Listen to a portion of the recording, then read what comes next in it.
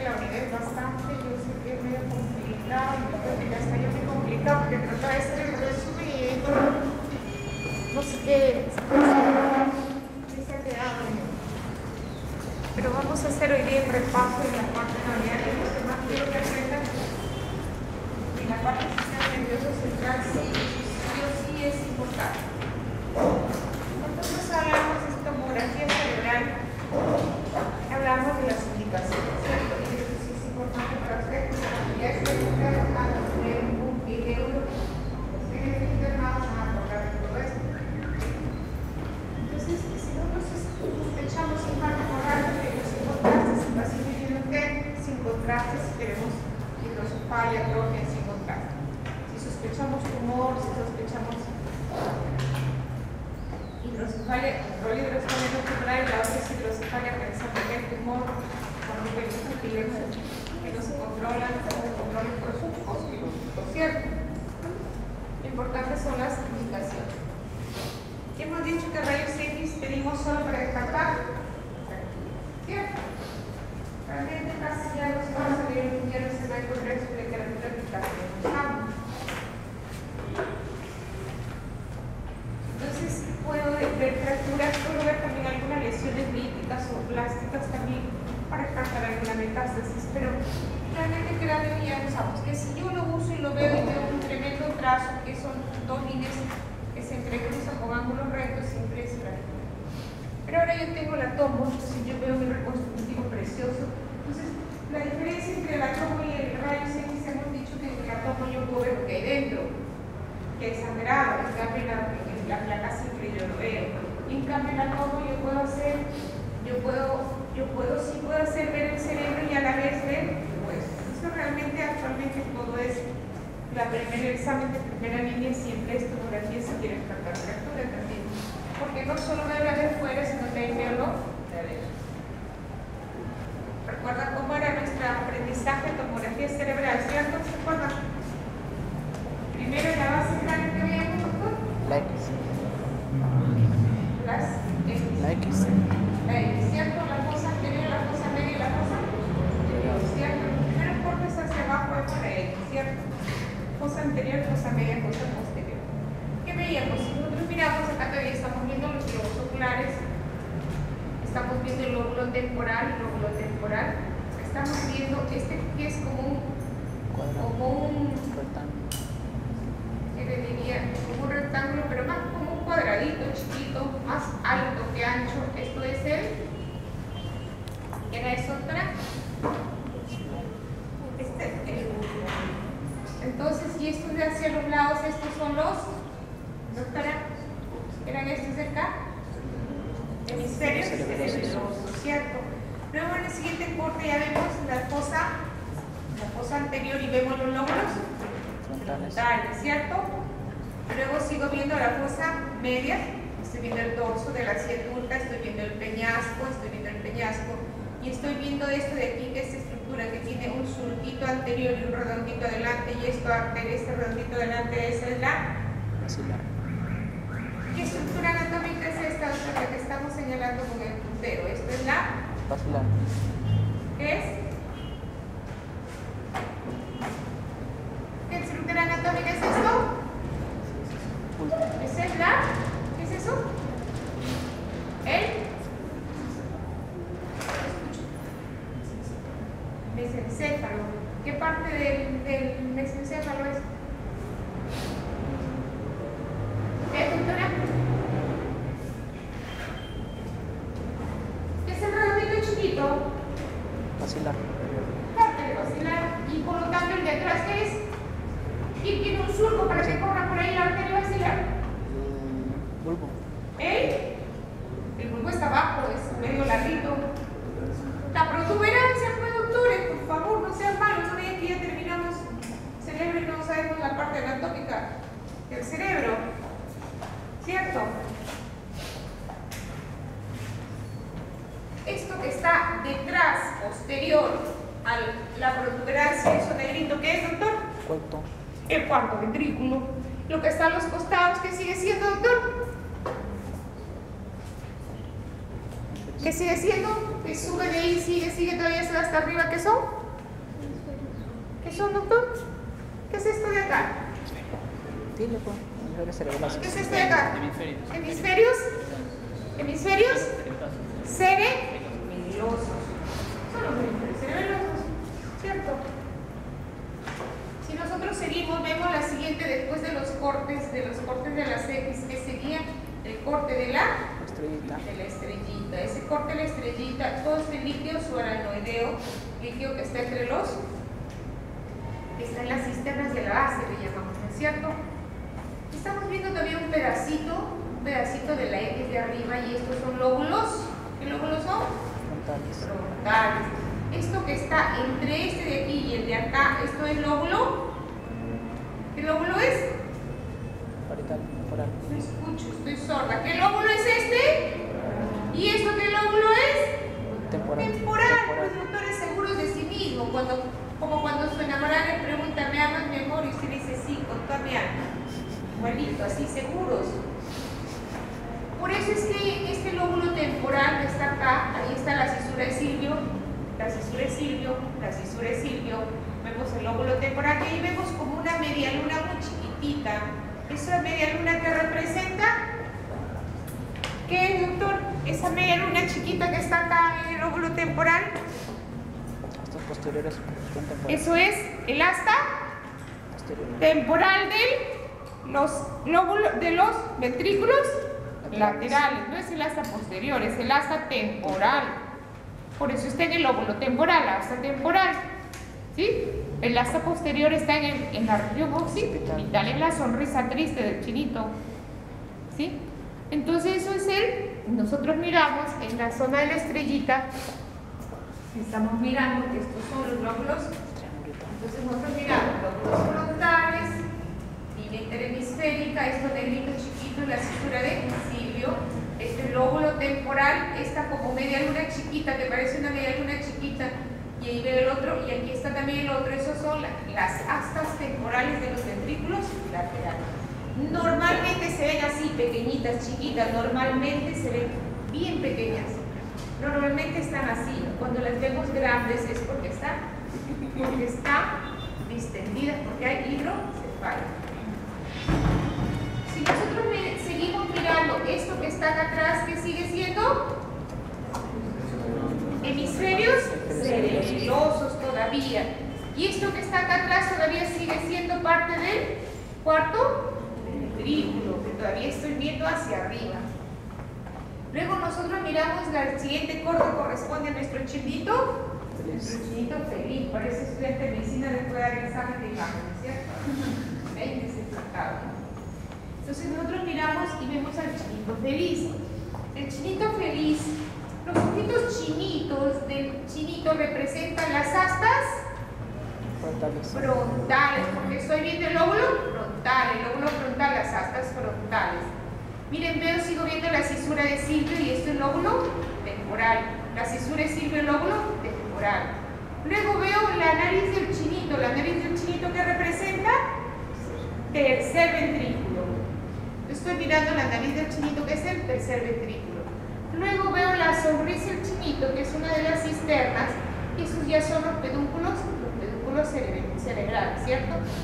Entonces, luego miro y todavía veo las imagencitas de los surcos de los hemisferios cerebelosos. Todavía veo cerebelo. Estamos. Y ojo, no sé, ¿se acuerdan que aquí al costado, debajo del ojo del chinito, estaban los ganglios basales? ¿Se acuerdan los ganglios basales? ¿Cómo se llamaba el borde inferior del ganglio, el párpado inferior del chinito? ¿Cómo se llamaba?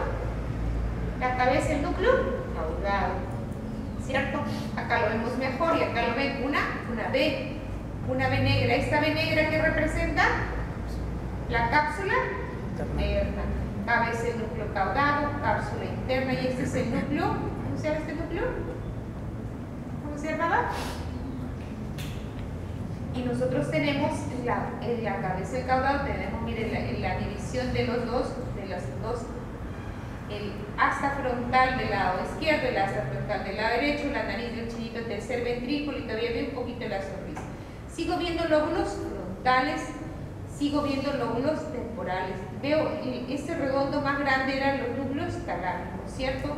Todavía estoy viendo, aquí empieza un poquito lo que es occipital. Cuando yo ya veo la sonrisa triste del chinito, que es una línea negra acá y otra vez que se junta, la sonrisa triste, eso ya es lóbulo occipital. Lóbulo occipital. Sigo viendo lóbulos frontales, lóbulo temporal, lóbulo occipital. Este redondo es el tálamo, este redondo es el otro tálamo. Aquí veo la B, la cápsula interna. Hacia afuera también tenemos otra que es la cápsula externa.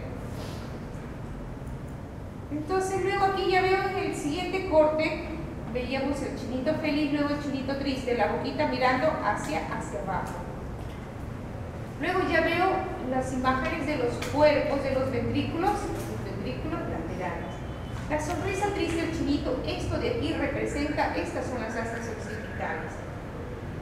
Entonces aquí veo también las calcificaciones o veo los plexos coloideos. Entonces luego en el siguiente corte veamos el cuerpo de los laterales y luego tenemos lóbulo frontal, ya tenemos lóbulos parietales, esto ya está más arriba, la línea interhemisférica, y ya con las justas ya no vemos occipital porque estamos cortando bien arriba. Y acá un poquito el frontal y todo es parietal. Aquí ya no vemos occipital porque estoy bien arriba. La línea interhemisférica, sustancia gris en la periferia y sustancia blanca al centro. Entonces, esa es nuestra tomografía normal. ¿Estamos? Listo.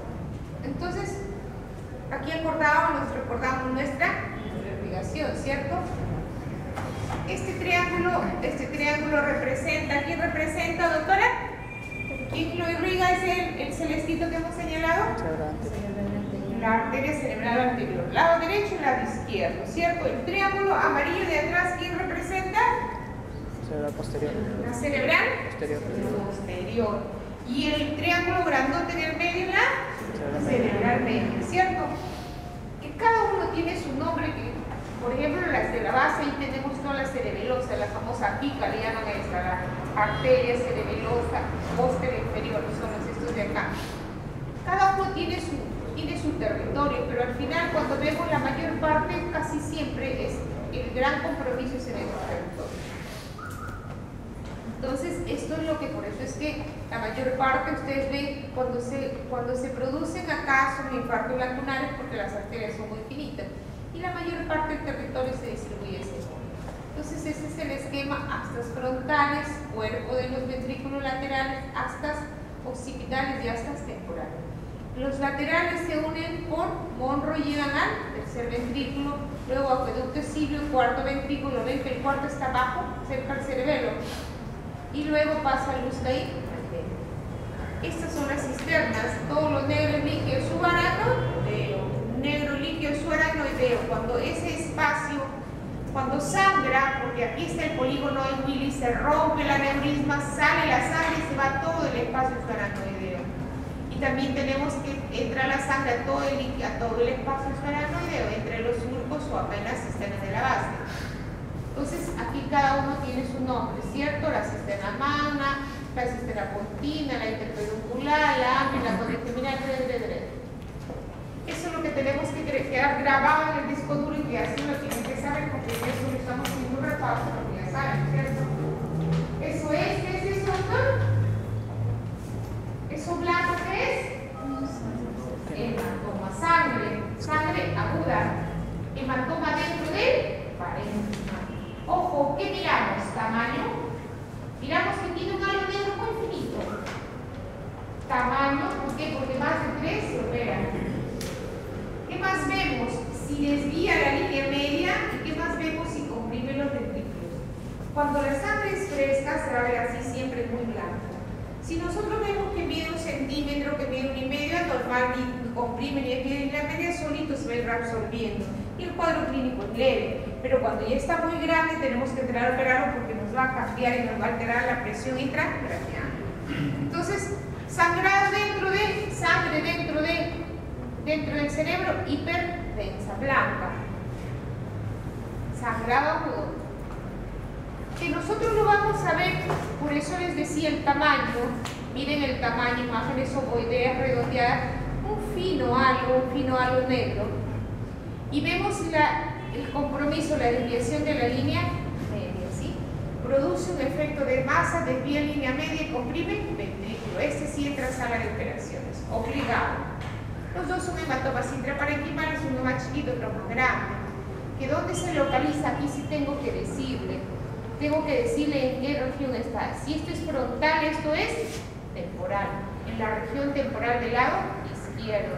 En cambio aquí está en la región temporal y probablemente, si yo sigo viendo todos los cortes, no solo va a ser temporal, probablemente sea temporoparietal, porque ya estoy viendo el cuerpo, los ventrículos casi, y probablemente se van a hacer. En cambio, esto, ¿dónde está el contenido hiperdenso? Dentro de los ventrículos. Por lo tanto, ¿qué se llama? Hemorragia intraventricular. Cuando es, mientras más grande se llena, mientras más cantidad de sangre y más se llenan los ventrículos, el pronóstico es peor.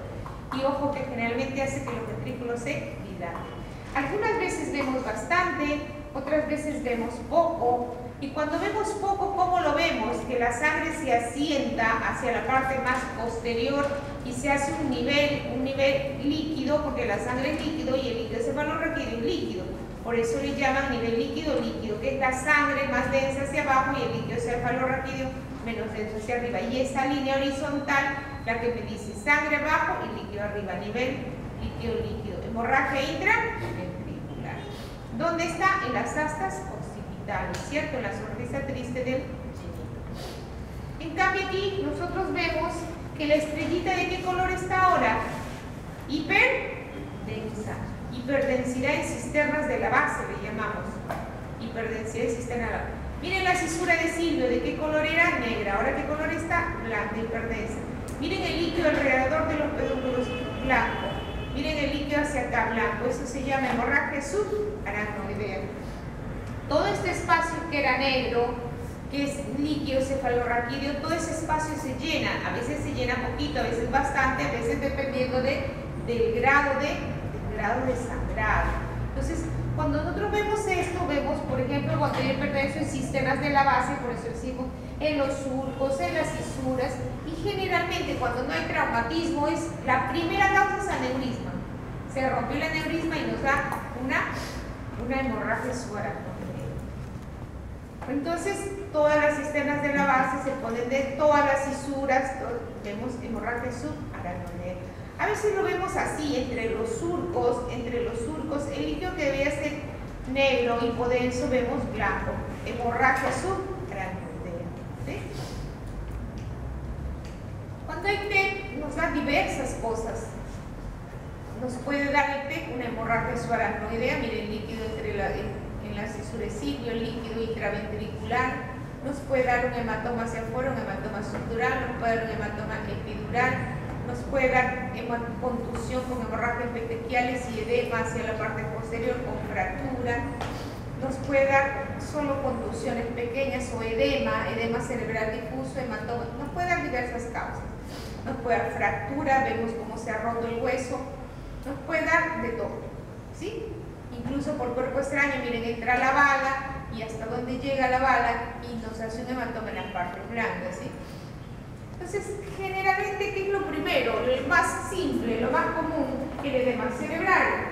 Se golpea el cerebro y solo hace edema, solo se hinchó un poquito, un golpeo de edema cerebral. El antecedente traumatismo, no se olviden. El chinito se hace bien chinito, ya no veo los ojos del chinito.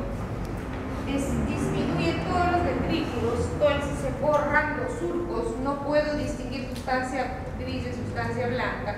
Y las cisternas de la base también se comprimen. De ese modo yo hablo de edema cerebral. Y yo miren acá la sustancia gris de la blanca, y en cambio acá yo ya no lo distingo. Los ventrículos ya no se ven, edema cerebral difuso.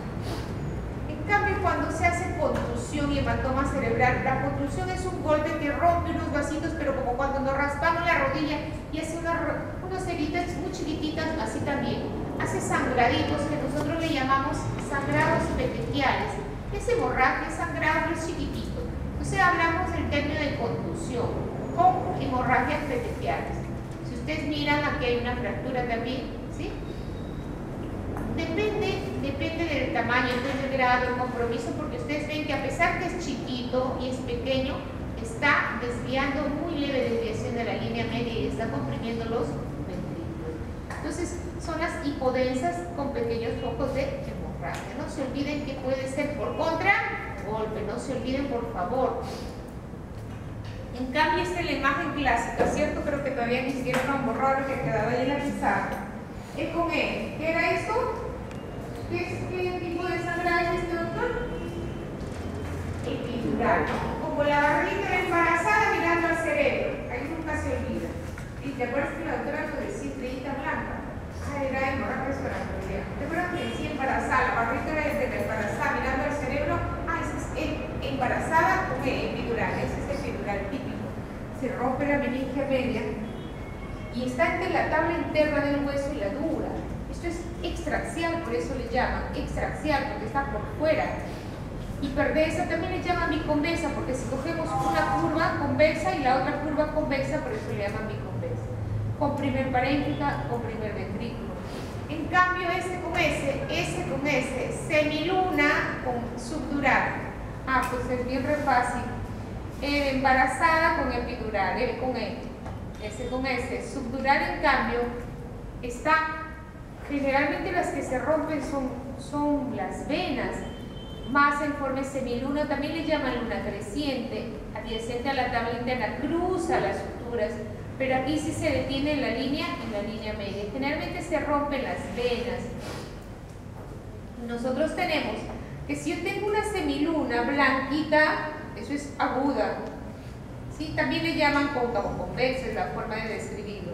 Cuando yo tengo mitad blanco o mitad negro, eso es su agudo, o a veces lo tengo un tono gris intermedio, también hablamos su agudo, y eso es función del tiempo.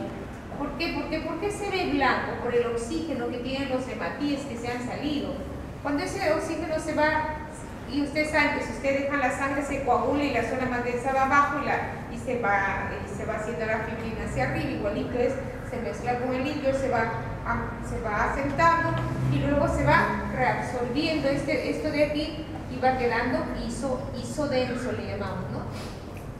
Pero, por ejemplo, si nosotros miramos, cuando le ponemos contraste nos pinta esta línea y nos pintan los vasitos acá y acá no pinta nada, entonces eso nos hace ver el hematoma subdural subagudo, de unos días hasta 3 semanas, isodenso, o puede verse también de 2 colores.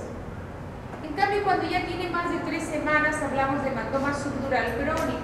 Se ve hipodenso, se ve negro, se ve líquido cefalorraquídeo. Igual es la misma semiluna, igual la misma, solo que es semejante al líquido cefalorraquídeo. Y vemos el margen, ojo, yo veo el cerebro y veo una línea acá. No veo que el líquido se mete entre los surcos como esto. Es diferente de la atrofia, ojo. Yo tengo aquí atrofia cerebral y yo veo que el líquido entra, ¿lo ven? Aquí no está entrando el líquido así, por esto es un hematoma subdural. Es subdural, pero... Luego tenemos las condiciones debajo de la piel, se hacen los famosos chichones que le llaman, los hematomas en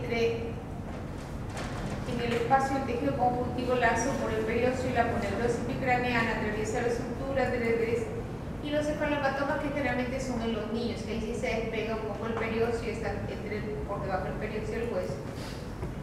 Luego tenemos los infartos. En infarto nosotros tenemos que una de las arterias no irriga y aquí nos vemos que la cerebral media no pinta nada. Las dos cerebrales anteriores, cerebral media del lado izquierdo, la cerebral media del lado derecho no pintó, quizás las cerebrales posteriores. Y vemos una imagen hipodensa. Yo no veo así como acá el líquido entre los surcos y yo veo una zona más negra que tiene límites bien delimitados, bien precisos. Entonces, prácticamente la necrosis, la muerte de esa zona del encéfalo, sea por émbolo, por trombo, etc., ¿no? Imagen hipodensa. Imagen hipodensa, bordes bien definidos, corteza y subcorteza, las dos. Sustancia gris, corteza, sustancia blanca, subcorteza. Eso es lo que nos diferencia.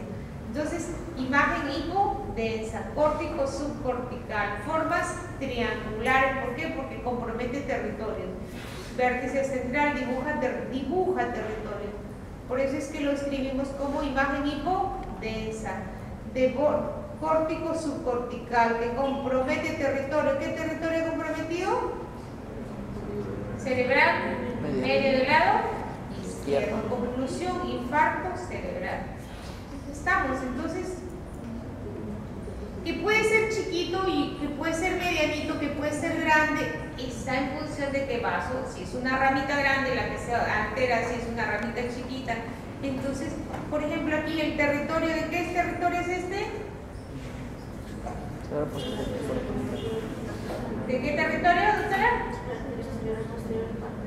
Por arteria de la cerebral posterior del lado izquierdo, ¿cierto? Un pedazo acá arriba de la media. Y en cambio aquí es territorio ¿de quién? De la cerebral anterior del lado izquierdo. Así de fácil. ¿Cuál es el detalle? Que muchas veces cuando yo le tomo inmediatamente no lo veo. Miren, al primer día, al segundo día, al tercer día, ¿sí? Y cuando mientras más va pasando el tiempo vemos un poquito de unas líneas blanquitas hacia afuera. No es que ese hemorragia es aracnoidea, no. Es que los vasitos de por ahí tratan de darle y le llamamos irrigación de lujo. Miren ustedes que el infarto también me da un edema y también me desvía la línea media y también me comprime el ventrículo. ¿Por qué? Porque se edematiza y me hace un efecto de masa. ¿Qué tenemos que acordarnos también en el infarto? Que muchas veces no lo veo al inicio. Recién pasan 24 horas, otros dicen 48, otros dicen hasta 72 horas para poder verlo. En las primeras horas no siempre lo veo. Si es una arteria chiquita, de esas que están al medio, por ejemplo aquí está un infartito en el tálamo del lado derecho y solo es un pedacito, infartos lacunares le llamamos, infartos lacunares. Son arterias de pequeño calibre, son arterias penetrantes, son terminales chiquititas. Infartos lacunares. En cambio, esto de aquí es un aneurisma. ¿Qué es un aneurisma? Una dilatación de la arteria. Cuando se rompen esos aneurismas es que nos da la hemorragia subaracnoidea. Y miren, nosotros vemos que esta es una tomografía con contraste y le hemos puesto el contraste y el contraste solo llena esta zona. Aparentemente yo diría que el aneurisma mide solo aquí, mide 1 centímetro por, qué sé yo, 15 por 10. Y eso no es así, porque el aneurisma es hasta acá, es toda esta zona. Solo que esto de aquí se ha hecho trombo y solo circula la sangre por este. Por eso es que hablamos de que puede tener trombosis parcial. Entonces, dilatación arterial, que puede ser sacular, y vemos aquí una arteriografía. Cuando hacemos la angiografía, si yo le hago la angiografía de esto, yo solo voy a ver que pinta esto, y eso no es todo el aneurisma. Yo tengo un pedazo de aneurisma que no lo veo con la angio. Si yo pinto y yo veo esto, lo que está acá afuera que no está pintándose no lo estoy viendo. Por eso es que se complementa. No solo es angio, sino también es tomo. Luego, en cambio, la malformación arteriovenosa son mezcla de arterias con venas, uniones anómalas. ¿Y qué vamos a ver? Yo pongo las sin contraste. Este es un paciente que ya le han operado, tiene por ahí unos fluidos metálicos. Yo le tomo las sin contraste y yo veo unas imágenes medias cálcicas, medias alargadas, ¿sí? Y veo una zona medio heterogénea hacia acá. Yo le pongo contraste y miren, todo eso se pinta un ovillo de vasos serpenteantes gruesos que forman una bola de vasos, y eso es una malformación arteriovenosa. Vasos arteriales y venosos anómalos de distinto calibre, y esto es una malformación arteriovenosa. Esto es sin contraste. Yo lo veo como una imagen cálcica nada más, con unas áreas medio heterogéneas a este lado. Yo le pongo contraste y veo que todo eso son vasos dilatados, y es una malformación arteriovenosa. Yo lo veo con contraste y miren, unas tremendas dilataciones vasculares con algunas áreas cálcicas calcificadas. Yo hago el 3D y yo veo un ovillo de gusanos, veo arterias y veo venas unidas que me dan esta imagen. Entonces, diferente tamaño, diferente forma, diferente posición, iguales, malformación arteriovenosa.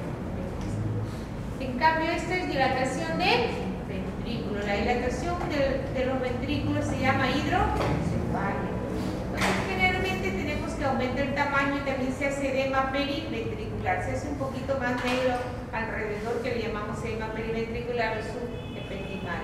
Y el otro es que también se borran los surcos. Entonces, ¿aquí qué vemos? Nosotros tenemos como circula el líquido cefalorraquídeo, ventrículo lateral, tercer ventrículo, cuarto ventrículo y se va al suelo aranoideo y esquemayente. Si yo tengo que los tres, todo está dilatado, lateral, tercero y cuarto, se llama comunicante. Quiere decir que el problema no está en donde circula, sino abajo, donde ya se va a reabsorber. Luz comayente. En cambio, por eso hablamos de comunicante o extraventricular, se oblitera hacia abajo, generalmente meningitis, carcinomatosis, sangrados. Y aquí estamos viendo que la nariz del chinito parece una nariz de payaso, y los ojos del chinito ya no son chinitos, parecen ojos de búho, de lechuza, ¿cierto? Bien grandote. Entonces veo los ventrículos bien dilatados, el tercer ventrículo muy dilatado, las astas, miren, las astas posteriores muy dilatadas. En cambio, la no comunicante, por ejemplo, yo tengo un sangrado, yo tengo un tumor, tengo algo que está ahí, en este caso un sangrado, lo aplaza al acueducto de Silvio y se dilata el tercero y se dilatan los laterales, ¿cierto? Lo que nos dice la comunicante y no comunicante es dónde está la zona de obstrucción. ¿Estamos? Entonces aquí vemos que en la no comunicante se obstruye por cualquiera. Puede ser que solo vea los laterales y el tercero esté normal. Entonces por eso es. Entonces nosotros miramos y vemos el acueducto normal y vemos dilatado el tercero y los laterales. En cambio la atrofia, miren la atrofia cómo se ve el líquido entre los surcos, las cisuras se hacen más grandes, los ventrículos también se dilatan, se produce también hidrocefalia, también vemos aumento de líquido en los espacios subaranoideos. Una uva fresca o una pasa así arrugadita, igual, un cerebro bueno, normal y un cerebro atrófico. Cambios por la edad, cambios por isquemia, cambios por diferentes causas. Entonces aquí vemos cómo es presidente de la República, ya no tiene ni una neurona, ¿cierto? Ya no es él el que gobierna, ¿cómo es? Su esposa, ¿no? Entonces nosotros miramos que todo lo negro es líquido cefalorraquídeo, ya no hay cerebro, entonces un poquito que le quedó, nada más. Igual decía Susi Díaz solo tiene una neurona, y esa Susi Díaz con una neurona presentó 120 proyectos y le aprobaron 12. Kenji, ¿cómo es? No, la que está postulando ahorita Keiko ha presentado 5 en todos los años y le han aprobado 1, ¿no? Así que con esa neurona trabajó mucho. Miren ustedes la gran diferencia y la comparación tan especial, porque así decía, ¿no? Susi Díaz solo con una neurona y enseñando su nalga hizo más proyectos de lo que ha hecho una persona con sus 100 neuronas que no ha hecho nada. Solo necesitamos ganas de querer hacer las cosas. Bueno, los tumores, los más comunes, el astrocitoma, este es un meningioma, este es un glioblastoma. Tumores son generalmente así, imágenes heterogéneas, aquí no hay mucho edema, con borde con aspecto heterogéneo, bordes irregulares, con severo edema, con aspecto rigidifórme, tumor cerebral, que capta el contraste heterogéneo. En cambio, las metástasis son imágenes igual, yo veo el edema nosotros le llamamos edema vasogénico o en dedos de guante, bien grande, y vemos que cuando le pongo contraste capta el anillo. Generalmente estos son metástasis.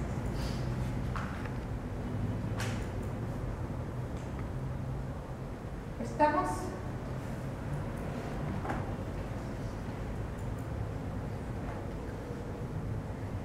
No hay dudas sobre el cerebro, ¿cierto?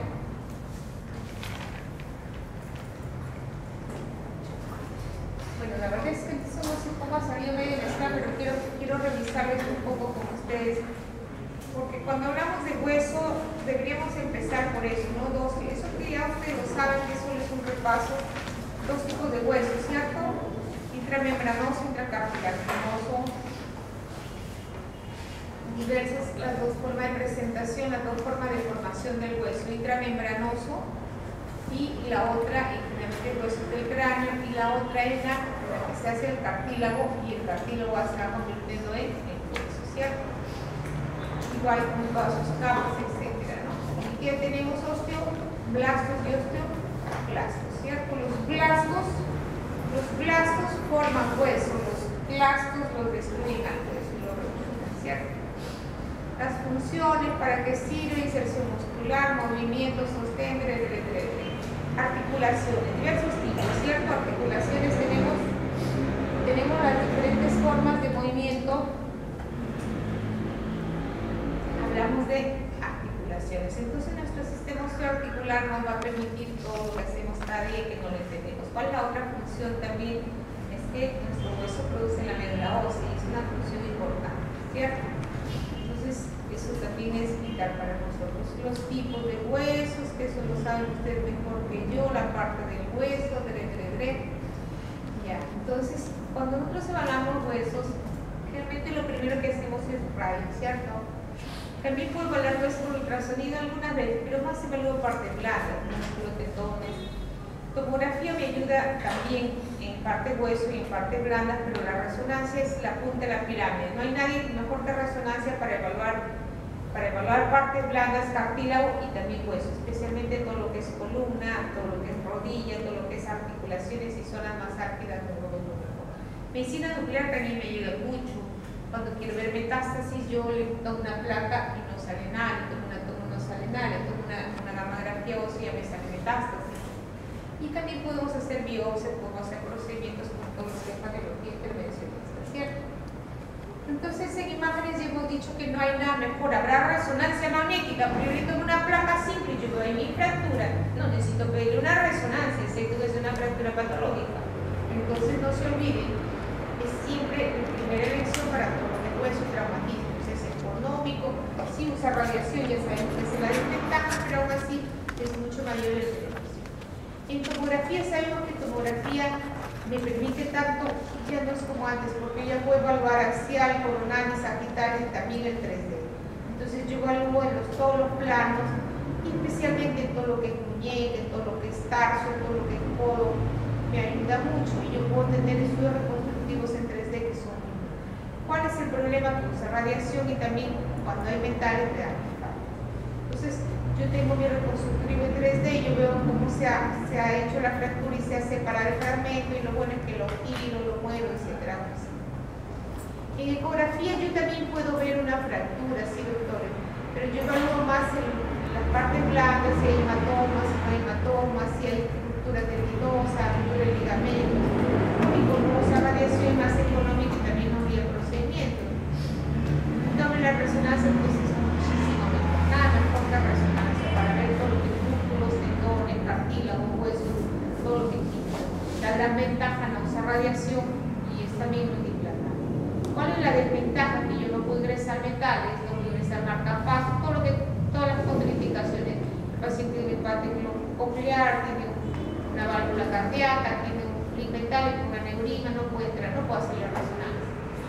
Actualmente están haciendo un software que me permite hacer resonancia cuando tengo metales muy gruesos, muy grandes, es decir, una prótesis de cadera, unos clavos en la columna. Ya tenemos algunos software que ayuda a que hacer la resonancia cuando el metal es muy grueso. Pero generalmente el metal, la resonancia es que, por ejemplo, viene de aquel extremo y es la resonancia, ni la camilla que entra el paciente puede ser de metal. Un día ha entrado una chica que no sabía la limpieza con esas sustradoras grandotas que son súper pesadas, entran supuestamente a limpiar y ese aparato se había entrado y se bajó inmediatamente. Igual entra un paciente con el oxígeno, con el tanque, el oxígeno, esos grandazos, y se lo ha jalado al tanque, se lo ha jalado al paciente y casi lo mata. Entonces es un imán tan gigante que realmente es muy difícil, por eso es que cada que hay metales para nosotros es un problema. Pero como les digo, están últimamente con algunos software y algunos sí están permitiendo los metales muy gruesos, como las prótesis en caderas o las prótesis, usando un software especial para poder hacerlo. Pero generalmente todo aquel que tiene metal no entra el reino. Así sea el mejor estudio del mundo, no entra.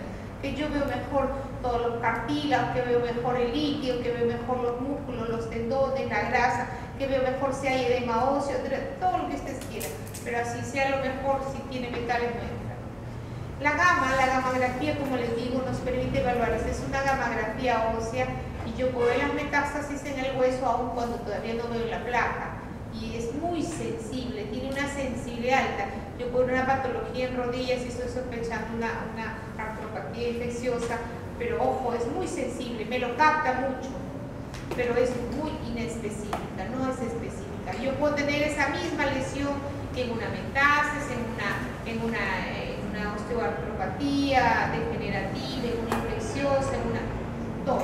Entonces aquí usamos mucho la gama, pero siempre el que lee gama tiene que tener su placa de rodilla, tiene que tener su tomo de rodilla, tiene que tener su resonancia, tiene que tener todo ya, el cuadro clínico ya su unidad. ¿Por qué? Porque es muy sensible, pero muy específico. Entonces siempre es eso. Y los procedimientos que usamos en radiología intervencionista, nosotros usamos para hacer una biopsia de un hueso, para colocar una infiltración, para los bloqueos, por ejemplo, aquí están bloqueando el nervio, etcétera, ¿no? Fracturas es de lo más fácil, esto lo hemos visto y esto no se va a olvidar nunca, ¿cierto? Que si son abiertas, cerradas, el tipo de fractura, con estasis, con minutas, si compromete superficie, si están angulados, si se altera el eje, si tenemos ya esta separación, si han impactado, si se ha cabalgado o si se ha rotado. Entonces, por el trazo que era, entonces aquí hablamos de los desplazamientos, desplazamiento hacia afuera, desplazamiento hacia adentro, y se va hacia un lado, hacia adentro.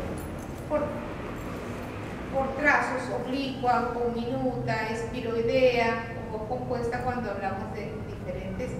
Igual, miren la rotación, rotación externa, acortamiento, separación, etc. Hablamos también fractura, lo que más vemos es el tallo verde cuando se rompe una cortical y la otra no. Y la otra es lo que tenemos en cuenta, que es el Salter-Harris, es cuando hay compromiso del cartílago de crecimiento.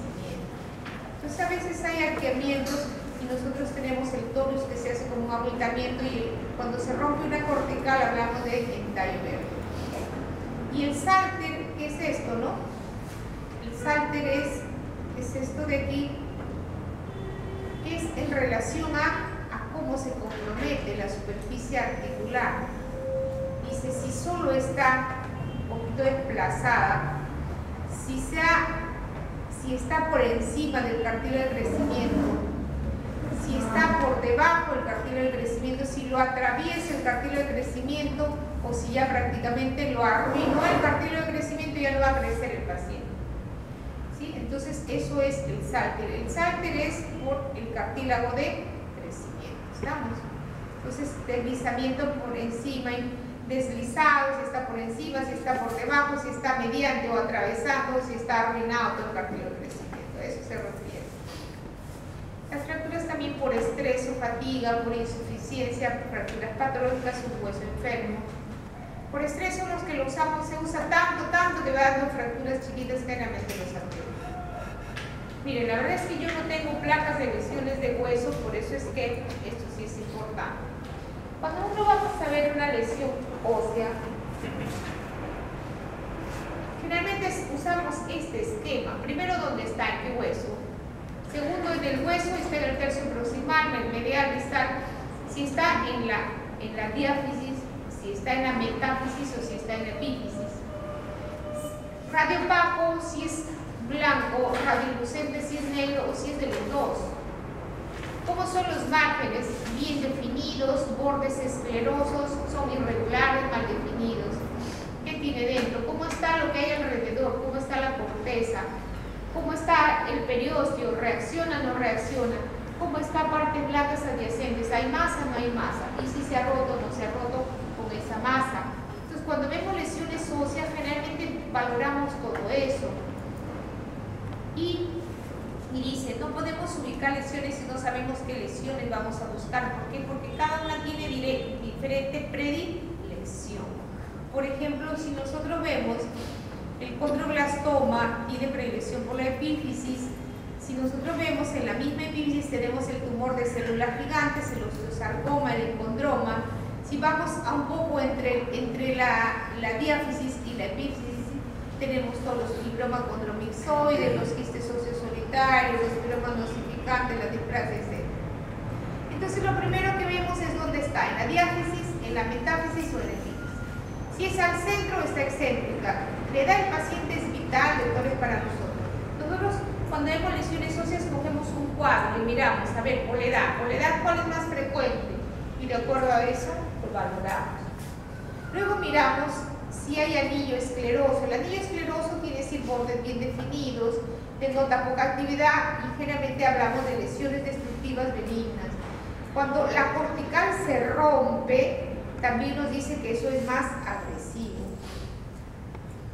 Si hay o no hay reacción perióstica, si la matriz es completamente lúcida o hay calcificaciones, etc. Entonces, por ejemplo, eso es lo que se tiene. El patrón geográfico, le decimos así, bordes bien definidos, bordes no tan definidos y como que ya pierdo los bordes. Un patrón moteado como que son varios huequitos, o patrón permeativo cuando son muchos muy chiquititos, así le llaman, ¿no? Entonces el patrón geográfico lo dividen en 1A, es que crece más lento, es menos agresivo, bordes bien definidos, la mayor parte de lesiones benignas. El 1B, los márgenes no tienen esclerosis, crece algo más rápido, pero la mayoría son lesiones benignas, pero también hay algunas lesiones malignas, como que ve el borde, pero como que los bordes no son tan bonitos. Y cuando tienen los márgenes menos definidos, ya la cortical puede ser cortical y habla generalmente de lesiones malignas. Entonces, por eso es que el patrón moteado es mucho más agresivo, son más ovaladas, ejes paralelos a la diáfisis, ejes paralelos, y pueden coalescer tanto corteza como la parte medular. En cambio, el permeativo es más agresivo, son lesiones pequeñitas, múltiples que tienden a confluir y que ya no me dejan definir mucho el hueso sano del hueso enfermo. Entonces, el otro es la reacción perióstica. ¿Cómo es que responde el periósteo? Y nosotros, cuando la cortical sufre, erosiona, los tumores lo erosionan al hueso, los osteoblastos, los que forman hueso, el periósteo, reaccionan y empiezan a producir capas nuevas. ¿Para qué? Para tratar de mejorar o de cubrir lo que erosiona el tumor. Entonces se crece de diferentes maneras. Por ejemplo, crece sólido, vemos el periósteo engrosado o vemos en capitas de cebolla. Generalmente esto de aquí es benigno, eso generalmente decimos no es agresivo. Pero cuando lo vemos nosotros espiculado, o también en capitas de cebolla, pero no como el otro paralelos al hueso, sino al contrario, hablamos ya de patología tumoral, que le llamamos en cepillo o en rayitos de sol. Esto es generalmente neoplasia. Y esta imagen típica, clásica de un triángulo que le llamamos el famoso triángulo de Gottman, eso nos indica siempre neoplasia. Eso siempre es patológico neoplasia. Entonces, cuando crece así, en rayitos de sol, el cepillo, o como un triángulo de Gottman, siempre es maligno, doctores.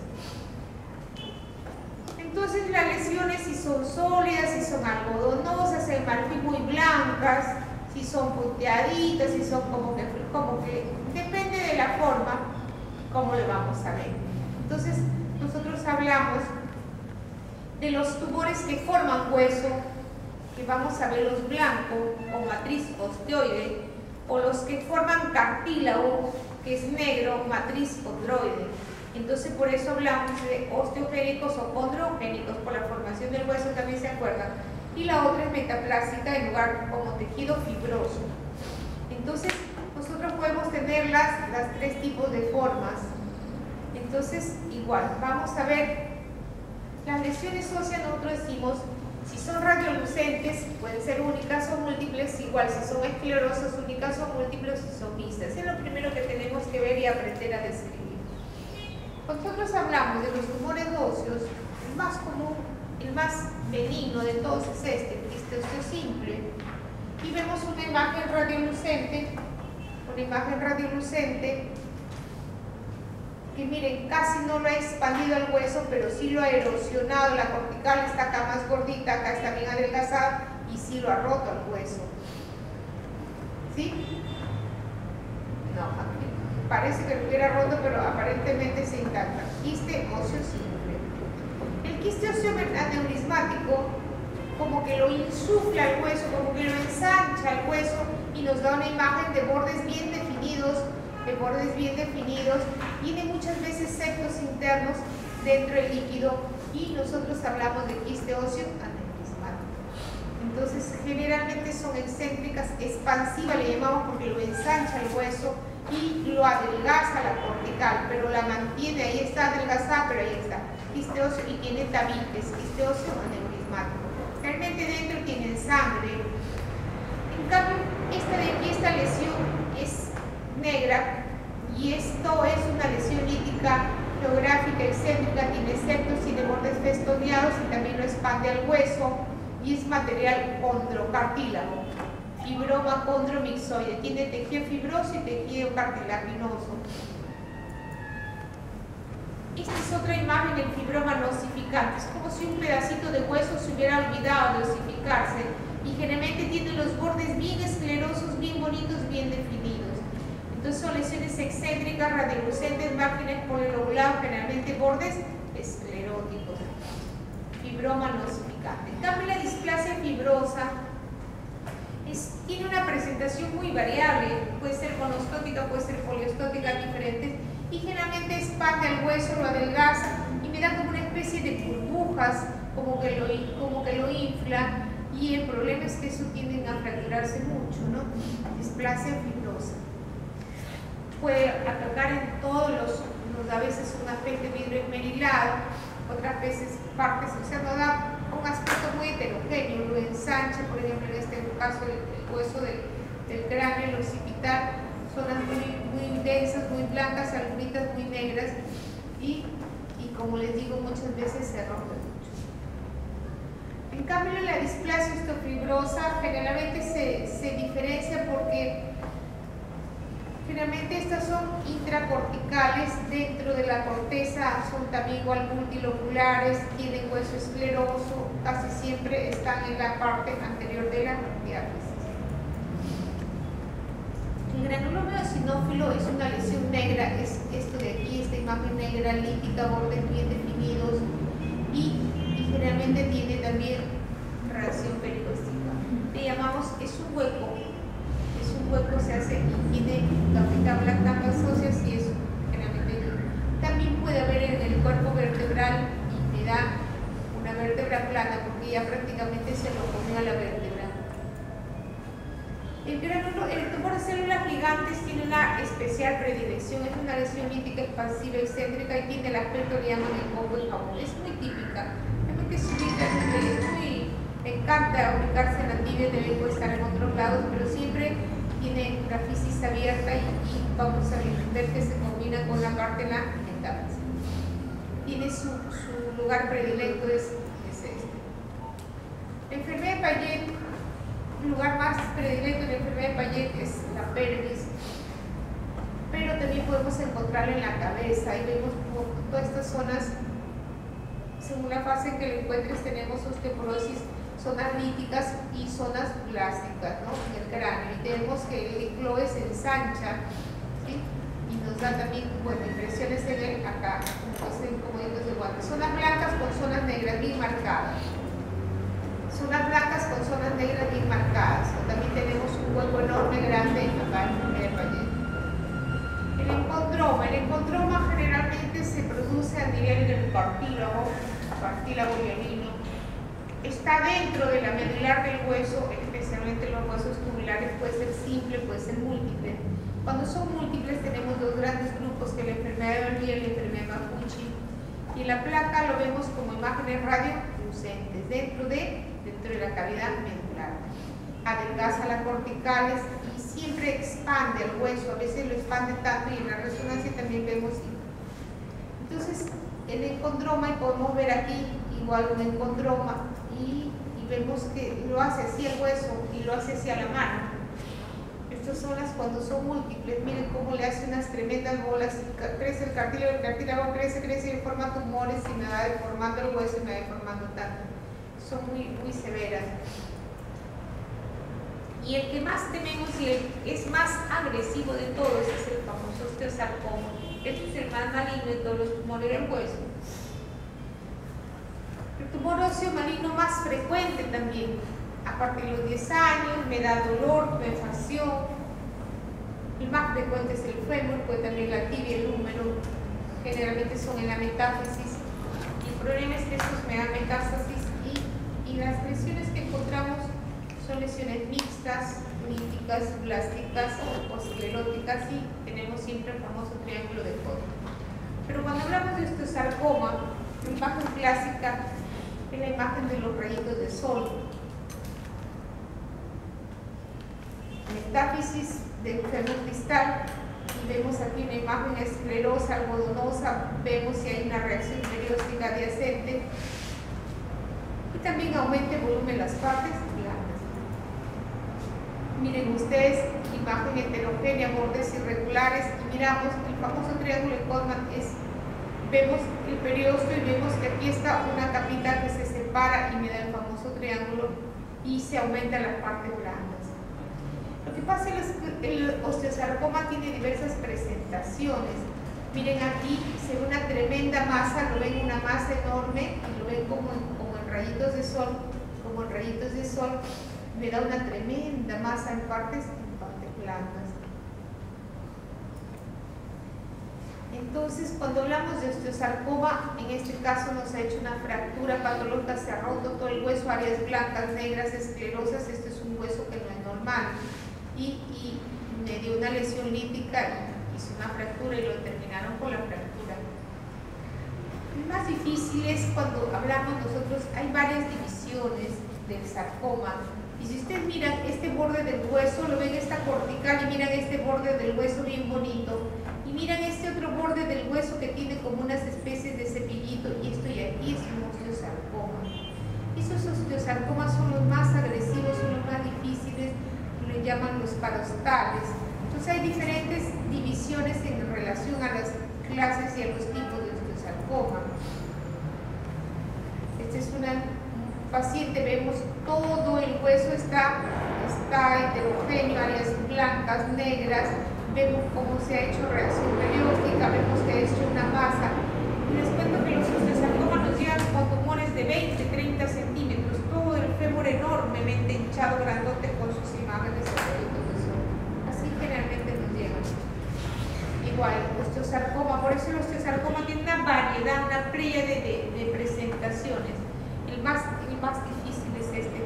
¿Quién va a pensar que la deformación de esta cortical, estos rayitos de sol y la deformación, la pérdida de la línea de la cortical, esto sea un osteosarcoma? O sea, tiene que ser muy, muy exquisito para poder verlo y para poder comparar, pero aquí siempre da dolor, da cuadro clínico. Ustedes ven que la cortical está deformada, se pierde y vemos la reacción. Y esto ya es un osteosarcoma, que si yo lo tengo pues aquí, pues no tengo duda. O acá una imagen heterogénea, áreas blancas, negras, pérdida de la cortical, aumento en parte blanca, es un osteosarcoma, ¿no? Entonces, no les digo que se ha pegado doble. Bueno, entonces generalmente eso es la parte de tumores óseos. Realmente no tengo yo tumores óseos, no manejamos acá tumores óseos. Todo lo que son tumores óseos lo mandan a Lima. Acá yo trabajo, bueno, me cuento que yo trabajo en el almacén de Naya y así, allá nosotros biopsiamos hueso y tenemos de todo, pero acá todo lo que es tumores óseos, todo lo mandan a Lima. Y lo mandan a Lima, no manejan cáncer. Aparte del tumor óseo, los osteosarcomas, ustedes saben que es muy agresivo, no responde a nada, ni quimio, ni a radio, ni a nada. El tumor de células gigantes antiguamente se decía que era agresivo por el tamaño, que lo sacaba, lo limpiaba así normal. Ahora ya sabemos que es un tumor de células gigantes, que puede ser benigno, tiene su maligno, tiene su borderline. Después el sarcoma de Ewing en los niños, que es un sarcoma de la diáfisis, igual. Por eso le digo, todo lo que es cáncer acá no maneja nada. No veo ninguna neoplasia de hueso. Si las veo, las neoplasias, todas después se van y no sabemos qué fue, porque puede ser una lesión en el hueso y no sé. Creo que esta articulación esto está medio, no creo que sea mezclado. ¿Esto qué era? Cuando no cerraba las vértebras, ¿qué se llama? Espina bífida, ¿cierto? Aquí estaba sacando unas alteraciones en columna. Cuando nosotros vemos alteraciones en columna, vemos vemos las hemivértebras, que solo se formó la mitad de la vértebra, ¿sí? Quedan hemivértebras, las hemivértebras tanto dorsales. La otra es las barras vertebrales, porque se fusionan, una vértebra, dos vértebras, tres vértebras se fusionan, las vértebras en bloques se fusionan dos vértebras. La vértebra ascendida, los hundimientos pueden ser en diferentes posiciones y me da la famosa vértebra en mariposa. Entonces, cuando hablamos de extremidades y patología de extremidades, bueno, realmente es bien complicado porque lo más difícil y lo más duro es la media, ¿cierto? Sin miembros, ¿no? Entonces, la media la podemos dividir en meromelia, ausencia parcial, focomelia, están presentes los huesos largos y las manos y los pies son rudimentarios. Yo tengo por ahí 2 rudimentos y la micro es que está presente pero todo cortito, ¿cierto? Entonces, cuando todo esto se vio mucho a través de esa famosa, ¿qué era? La famosa talidomida, ¿no? La famosa talidomida era un antiemético que lo usaban las mujeres gestantes y luego tenían los hijos así. Fue una catástrofe, doctores, un laboratorio que nos dio muchísimo problema y no solo producía efectos, sino también producía atrofia intestinal y otras anomalías. Ahí se vio mucho lo que es la media, ¿no? Como es, la vez pasada veíamos a este señor, ¿no? Que nos daba muestras de vida y muestras de lo que se puede hacer y lo que la vida es y lo que hacemos de nuestra vida, ¿no? Porque estas personas hacen cosas que nosotros, estando completitos, ni siquiera somos capaces de hacer, ¿no? Y son las que nos hacen pensar qué estamos haciendo en nuestra vida y que estamos diciendo gracias a Dios por todo lo que nos da. La otra es polidactilia, ¿no? Polidactilia vemos, generalmente nosotros desde niño le tomamos la placa y el niño ya nace y generalmente actualmente todo es cirugía, tú le sacas y bueno, pues tomas su plaquita, lo ves que sale, ves hasta dónde tiene que hacer la operación. Displasia congénita de cadera, artrogriposis múltiple también vemos, y bueno, otras son malformaciones como la cráneo, ¿no? No se forma el hueso del cráneo y al final termina en, y como no se forma el hueso del cráneo, tampoco no se forma el cerebro y por lo tanto termina en anencefalia y en muerte al nacer, ¿no? Cuando no se forma el cráneo es el que nos le da pase a que siga creciendo el cerebro, y cuando no se forma el cráneo también generalmente hay anencefalia y por lo tanto muerte al nacer. Cráneo sinostosis es cierre temprano, plenarismo, esas son alteraciones también que nosotros lo podemos dividir en acondroplasia, la displasia y la hipocondroplasia. Y nosotros nos dan ciertas características si son dominantes, autosómicas, cómo aparecen, cuáles son los defectos a nivel del cartílago de crecimiento. De la forma más común es el niño, ¿cierto? En cambio, los otros hay varios tipos y presentan alteraciones tanto en el fémur, en el cráneo, etcétera, ¿no?